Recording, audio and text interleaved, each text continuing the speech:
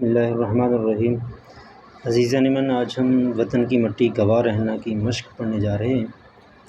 تو دیکھتے ہیں وطن کی مٹی کو عظیم تر بنانے سے کیا مراد ہے۔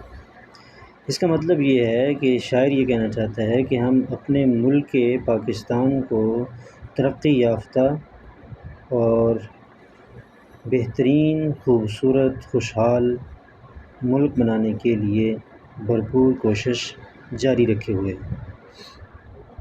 دوسرا سوال ہے، آپ اپنے وطن کا وقار بڑھانے کے لیے کیا کر رہے ہیں؟ تو اس کا جواب یہ ہے کہ صداقتوں کے دیے جلا رہے ہیں۔ صداقتوں کا مطلب یہ ہے کہ ہم سچائی، ایمانداری، خلوص نیت، محنت اور لگن جیسی صفات سے اپنے ملک پاکستان کے عزت، مقام اور مرتبے کو بڑھانے کے لیے ہر ممکن کوشش بروئے کار لا رہے ہیں۔ تیری زمین کے یہ چاند تارے سے شاعر کی کیا مراد ہے؟ اس سے مراد اہل چمن ہے، اہل وطن ہے کہ اہل وطن تیری اس زمین کے چاند تارے ہیں۔ وہ اس ملک کو روشن رکھنے کے لیے ہر ممکن کوشش کر رہے ہیں۔ آپ وطن کی مٹی کو عظیم تر بنانے کے لیے کیا کر رہے ہیں؟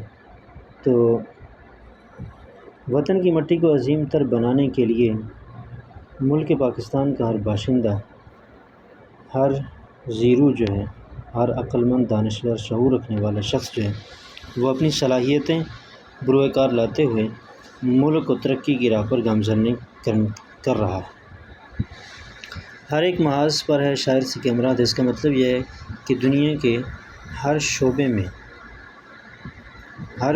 میں شاعر کہتا ہے کہ ہم ملک پاکستان کو زراعت ہو، صنعت ہو، کھیل کا میدان ہو، میدان دفاع ہو، کوئی بھی میدان ہو، ہم ہر میدان میں، سفارتکاری کا میدان ہو، ہر میدان میں ملک کو ترقی کی راہ پر گامزن کرنا چاہتے ہیں۔ آپ وطن کی مٹی کو اپنے کس عمل پر گواہ بنانا چاہتے ہیں؟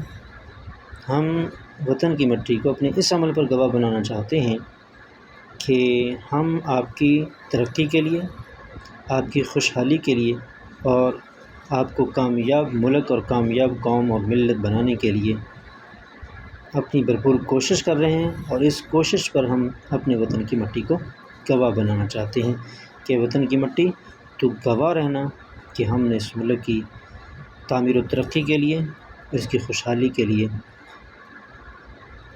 مکمل کوشش کی ہے اور اپنا تن من دھن قربان کرتے ہوئے اس کی فلاح و بہبود کے لیے کام کیا۔